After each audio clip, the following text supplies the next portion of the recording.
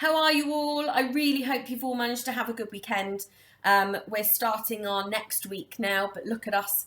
We're still there. We're still fighting on, and we are going to manage to come out of this the other side. So well done, everybody. And let's see what we're going to have in store today. So I have decided, because it's Monday, I am going to do another cooking video. This is the recurring theme each week. I'm going to be very honest and let you know that I am missing a very specific baked goods shop. Starts with a G and ends with something that sounds like legs. So I've decided today that I'm going to make my own cheese and bean bake, like a pasty. So you can do this with pastry that you can buy from Little Aldi, the ones that are pre-made that come in the rolls. But I'm going to make shortcrust pastry myself today, and then that's what we're going to use to make the bean bakes. Very, very simple, just two main ingredients to make the pastry, and it might be things that hopefully you've got lying around the house. So let's get started with that. I'm going to turn the screen down so you can have a look at what we're doing. The oven is already on. It's at 180 degrees, and I think we decided that that's gas mark 4. I've run out of antibac gel, which I expect a lot of you have. So I have washed my hands thoroughly. So they are super, super clean, but I haven't got any antibac gel to put on today. So let's turn this down and have a little look at what we need. So what we're going to be using today to make the shortcrust pastry, let me move this back a bit and you can have a proper look. So to make the shortcrust pastry, we're going to need 225 grams of plain flour. And we're going to need 100 grams of butter. I've put it into cubes because it makes it slightly easier to mix up. Now to that, you're going to add 2 or 3 tablespoons of water. I kind of add a little bit of water and choose as I'm going to make sure that the pastry isn't too wet. And we're going to add a pinch of salt. And then for our filling, we need baked beans. Now, the trick with these is to put them through a sieve first, so you have got rid of some of the juice, because the juice will make the pastry go all soggy and it won't crunch up. So I have sieved these beans so that the juice has come out of them. There's a little bit of juice left, but not loads. Some sausages, so I've pre-cooked some sausages and I've just cut them up into pieces in case you wanted to do a sausage and bean bake. And then I have got some cheese as well that I'm going to add to it. The final thing I've got, which you can't see over there, let me add that to you, is 1 egg, which I've whisked up, and that's going to be going on the top of the pastry once we've made our little pasties. So let me move some of this stuff out the way, and we can get started with making our shortcrust pastry. So I have weighed out the flour into a bowl, and now I'm going to add the butter into the same bowl as the flour. And then all you have to do, the trick to this is trying to have nice cold butter. You don't want butter that's warm, and you don't really want butter that you've melted in the microwave, because that doesn't work either. So we don't want too much contact with our hands, but we need to have enough that we can mix the butter into the flour. Now, if you've done this at home before, you're probably far more experienced than me. Quite often when we do cooking at school, the children are very, very good at this, and they all know that I'm not so good at this. So we're going to keep mixing. Now, what we want to do is we want to incorporate, that means mix all of the butter in with the flour until it resembles something that looks like breadcrumbs. Now, we have been here before, haven't we? So we should all have a rough idea of what that means. Now, this can be a little bit tricky on the old thumbs, but we will get there. Now, there isn't really an easy way of doing this. If you whisk it up, it doesn't always work. So getting your hands in and getting a good mix on is quite often the best way to do it. And I've scrunched up the butter, and now I'm trying to mix all of that in with the flour. You'll notice the more that you mix this together, the flour starts to change colour. So instead of being white, like it is when you pour it in out the bag, it becomes a more yellowy colour. And that is what we're looking for. Now, this is a really good, very simple recipe for making all sorts of different things at home.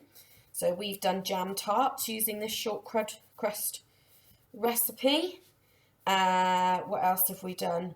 We did mince pies at Christmas. There's lots and lots of different things you can do with it. You can make it into all different sorts of pies. You can use it as a base for a quiche or anything like that. It's a really good, simple recipe that you can use. And sometimes when you've got lots of leftovers and you're not overly sure what to do with them, I tend to put them into a pie sometimes. Make a nice bit of short crust pastry, put it in the bottom of a quiche dish, and then add my leftovers and a little bit of egg. It's quite a simple recipe to use. So we are absolutely getting there. As you can see, hopefully, if I turn the bowl, it's changed colour and it's all started to mix the butter into the flour. When you squeeze it, it starts to make a little bit of a dough. So we're not quite there yet, so we know that the next thing we have to do is add a pinch of salt. So that's not much salt at all. I normally pour it into my hands and take a little pinch. We're going to add a pinch of salt, and then we're going to add 2 to 3 tablespoons of water so that it can form a dough. And then what we'll do is we'll give it a quick knead and we'll roll it out, ready for our little bakes. So there we are. I think the butter is just about mixed in. Let's do the salt. So I'm going to pour a little bit of salt in my hand, and then I'm going to take a pinch of salt and I'm going to sprinkle it round. Now, because I've got flour on my fingers, put the rest of it in a bowl. That didn't mix too well, so I'm going to do it with my hands first. Make sure everything's all mixed in. Lovely jubbly. Next bit. So now we're going to add 2 to 3 tablespoons of water. Now this, to be completely honest, is not a tablespoon, it's a dessert spoon. So I'm going to add 3 dessert spoons. And we're going to give it a mix and see what happens. Now I've made sure that the water's cold because then it doesn't melt the butter. What we don't want is for the butter to melt into the flour. We need it to stay into some kind of rough consistency so that it makes a good dough. Right. Now this looks like it is most definitely getting there. What the other trick to shortcrust pastry is, you don't want to knead it too much because the more you do, the stiffer it becomes, and then it's not quite such a good dough to be working with. So that looks like it might just about have been enough. Now, shortcrust pastry is quite crumbly, so it can become a little bit annoying to work with because it crumbles away. We found that before when we were cutting out little circular shapes. We'd cut it out and then every time we tried to pick it up, it crumbled. So that can be a little bit frustrating when you're working with dough. But this looks about right. So there we go. So we've made ourselves a little dough. We don't need any more water because what we've added is enough. So I am just going to make sure that the moisture from the water and the butter goes all the way through and we haven't got any little floury bits. And then the next thing I'm going to do is add a little bit of flour, little bit. We get a little bit carried away with this sometimes, don't we, where it's a little bit exciting having flour to play with. I mean, I enjoy it too. But for this, we don't want too much flour on the board because if we have too much flour, it's going to dry out our dough, and that's not what we want because then it will be crumbly. Now I've got the world's smallest rolling pin, but it's going to help for this. So if you've got a rolling pin, you might find this easier. However, you can just do it with your hands. That works as well. But a rolling pin in this circumstance might be easier. So I've put some flour on my rolling pin. And what we're going to do now is we're going to give the dough a nice roll. So I'm going to keep turning it as I go. Now what we don't want is a super thick dough, because if the dough is too thick, then when we come to cook it, it's not going to cook all the way through and you're going to have raw dough, which is not going to taste particularly nice. So let's get this rolled out. Now, if you've got a bigger rolling pin at home, you will have a much easier job than I am currently having trying to roll this. But we will get there. Now, as you can probably see, I've actually put a little bit too much flour on my board, which is not making life particularly easy. Now, the other important thing that we need to make sure with this is that we don't roll out pastry dough that's got holes in it, because otherwise all of your mixture, when you make your little bakes, all of the mixture is going to come out through the little holes, and that is not something that anybody wants, and I'm sure your parents don't want that, or your grown-up that you're with does not want that in their cooker.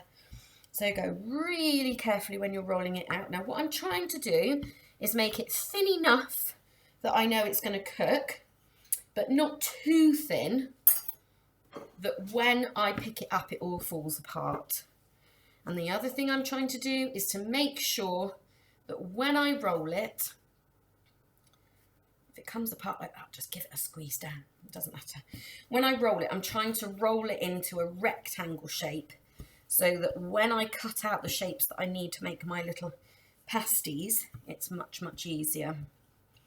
So the next thing you're going to need, now you might need a grown-up's help with this, as is something we say quite often if it's something that's a little bit tricky or something that might be a bit of a risk. So you might need your grown-up's help with this. And what we're going to do now is we're looking to cut out rectangle shapes from the pastry that you've just rolled out. So we want some rectangular shapes from the pastry that you've just rolled out, and that's what we're then going to use to stuff with beans and cheese, because then we can fold the edges quite nicely. So you can do as many rectangles as you can fit out of your dough. Don't forget, if you do the rectangles near the edges, then you might be able to use more of the dough. It might make some more pasties for you. So I've not got any guidelines. I'm just going to cut it nice and roughly into a rectangle shape. I'm going very careful because A, I don't want to hurt myself, but B, if I can save some of the dough that I've made, some of the pastry that I've made, it might work well to mix up to make some more. So there's one. Now we don't want the rectangles too small, because otherwise we won't be able to get much filling in them. We also don't want them too big, that they're going to make us feel poorly because we've eaten too much. So it's a nice happy medium. So I think out of what I've rolled, I'm probably going to be able to make 3 rectangles that are roughly the size that I think I want. And then I'm going to get the other dough. Now I won't record that because that'll be very boring for you. But I'm going to get the other dough that's from around the edges. So all of these bits, I'm going to collect it up. I'm going to roll it out again. And I'm going to make another, I think I can probably make another 2 rectangles out of the dough that's left over, because you don't want to throw this away. It's thoroughly useful. So I'm going to save that dough. And I'm going to use that again once I finish this video. Let's collect up all the pieces. So now the fun begins. So you've cut out your rectangles. Okay, and here they are. Now what I have noticed is this one is still quite thick. So I am actually going to roll it out a little bit more now that I've seen it, because I feel there's space for it to be rolled out a little bit more. And you can see when we do this how much more that we've got. There we go. So I reckon we can probably roll each of them out a little bit more, and it'll give us a bit more space for the fillings to go in. And the last thing you want is doughy pastry. That is not a nice thing to taste. Let's move this way. Now I'm really not that worried about the bits that have done what this has just done. You can push them back together. You just know that that's a little bit weak, that area. So you just need to take it a little bit steady when you fold it over the top of the mix. So we want the edges as best as we can. We want them to be nice and regular. Excuse my phone ringing. Here we are. Now, if they're roughly the same size and they're nice and regular, then it means when you fold it over, it'll make life much, much easier when you're trying to match the edges. So I'm going to do different ones with different flavourings in the middle. So the first thing I'm going to do, very carefully with the baked bean tin, because you don't want to hurt your fingers on the edges. So all of mine are going to have baked beans in because I think it's necessary. Now you don't want to put your filling too near the edges because you need to be able to fold your pastry over, and you need to be able to have space around the edges to do it, press it down with a fork. So the filling that you put in needs to be in the middle on 1/2 of your rectangle only. So there's a bit of maths for you. So if you look at your rectangle, you've got to split it in half, not with your hands, just with your eyes. Do you want half of your rectangle has filling on it and the other half does not? So we can see here that if I split my rectangle in half, I've got the filling in 1/2 and the other side does not have filling in it, because otherwise it's going to all burst out. Now I'm actually thinking I've probably been a bit too greedy with the beans and some of this, because I think they might spill out. So I'm actually, see, we all make mistakes and it doesn't matter. We can rectify it super, super quickly. So what I don't want is for the filling to ooze out everywhere and make a mess. I want the filling to stay inside. So actually I'm aware of the fact I've probably added too many beans. So that's why I've just taken some out. So there's the beans on. Now, one of these I'm going to add some sausage to. You want to make sure that the sausage is equally spread out when you're doing this. And remember, the sausage that I'm adding has already been cooked because I don't want it to cause anybody bad tummies. And then the last thing I'm going to do is add some cheese. So we want a generous helping of cheese, remembering that we still need to fold the pastry over the top. So we still need the space to be able to do that. So this one we may have a problem with because I may have added too many fillings, too much filling. So we just need to be aware of that, but we can do something about it if that's the case. So let's add the cheese. I'm actually going to make another one with sausages in. So let me just get that on the go. Now the cheese is the important part in this because it helps to bind your pasty together. So we must make sure that we've got some cheese, unless you don't like it. If you don't like it, then it doesn't matter. You don't need to add it, but it does really help. If you do like it, it does definitely help with these. I prefer sausage and beans, to be honest. I wouldn't worry too much about the cheese in that one. Sausage and beans are just as good. Right, there we have it. So the next job, now this is the bit that could go a little bit wrong or it could get a little bit messy. Don't worry about either of those things, because in cooking, that's what happens, and sometimes that's the fun bit. So what you need to do now, the side that's got no filling on it needs to fold over the top like a lid. Now the next thing before you do that, I forgot that bit, with your egg. So you've mixed up some egg with your egg. Now if you haven't got a pastry brush, it doesn't matter. You can actually just use your finger. Quite often I use my fingers for this sort of thing. This is going to help the edges of the pastry to stick together when you fold it over. So we're just going to brush around the edges like this, and you'll see what I'm doing in a minute. It'll all make much more sense. You don't taste the egg.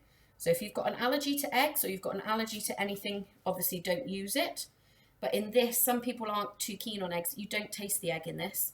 This is just used a little bit like glue, and it helps to hold the edges of the pastry together. So we're going to fold the edge right over the top. You need to make sure the mixture stays inside, and you're just going to fold down. You need to go very careful because what you don't want to do, it doesn't matter if a bit of juice comes out, that's fine, but what you don't want to do is rip your pastry. And once you've folded the edges over, you're going to take a fork, and on the bits of pastry that you added the egg to, you're going to just squish them down and help them to bond together, which will hold all of your filling inside. Now the last bit of this is to brush it. Again, if you've got allergies, don't do this, or if you aren't particularly keen, this is not massively important, but what this will do is give you a nice crust on your bake once you've got it out the oven. It helps it to get a little bit crusty. Sometimes it helps to hold the pastry together as well. So we're going to brush that on. Try and get it around the edges. And then your next job, now this might be the bit where you definitely need a grown-up's help, because this might be the bit that doesn't work fantastically. You've got to try and get this up and get it on a baking tray. Now, same as always, you don't have to spray the baking tray with oil, but if you want to, you can. So I've got a baking tray here, and I'm going to spray it with some oil, and then I'm going to very, very carefully lift up my bean and sausage bake and put it on the tray. Now this is the bit that could go horribly wrong, and if it does, it really doesn't matter. This is all part of the learning curve, isn't it? So I've got one of these, ta-da, which is often what people will use to get things out of a hot pan. I've got one of these, and what I'm just going to do is try and very carefully get it up onto here and put it on my tray. Now let's make sure you can see it when it goes on. There we go. So that is it. I'm going to finish these off, and then I'm going to put them in the oven. Now, when I put them in the oven, they're going in for between 20 and 25 minutes, but get your parents or your grown-up, whoever you're with, to keep an eye on them. When they start to look golden brown and the pastry looks as if it's cooked, it's quite thin, so it shouldn't take too long, that's the time to get them out. Inside the, obviously it's going to be very, very hot when you first get these out of the oven. Don't eat them straight away. Make sure you give them time to cool down, okay? But I wish you the best of luck. What I'm going to do is pause the video and hopefully get them out the oven and show you them when they're cooked. Have fun cooking! It's crunch time. Oh my goodness, the beep is going off. So remember, you need to have a grown-up to help you with this. Make sure you've got something, or they have got something to help you get the hot food out the oven, and something on the side so that it doesn't burn. Right, let's see what's happened. I'm a little bit worried that they might have burst everywhere, but we soon shall see. Stand back because it's hot. Oh my golly, golly goodness. Wow. Okay, here we go. Ta-da! They actually look all right, don't they? I made a little one so I can have a taste test and see what it tastes like. So make sure, as always, you put it on the side. It's going to be very hot. You need to give it some time to cool down before you try it. But good luck. Let us know how it goes. I'm really quite excited because they look totally delicious. Have fun. Enjoy. See you soon. Bye.